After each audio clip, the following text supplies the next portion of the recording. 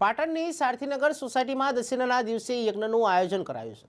નવલી નવરાત્રિના 9 દિવસ સુધી માતાજીની આરાધના કરાય છે, તેમજ 9 દિવસ સુધી ખેલૈયાઓ મન મૂકીને માતાજીના ગરબાનો આનંદ લેતા હોય છે।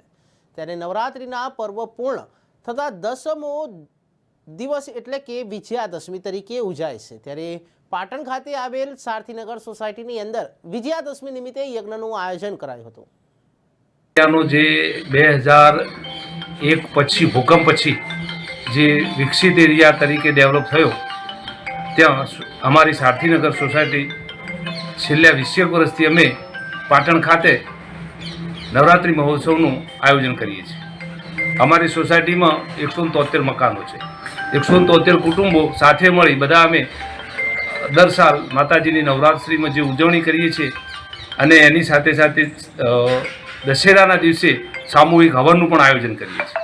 ચાલુ સાલના હવનના દાતા છે ભાઈ શ્રી આત્મારામભાઈ જોશીનો પરિવાર, ભાઈ શ્રી અધિકભાઈ, હાર્દિકભાઈ, અંજલીબેન તથા અંશાળ।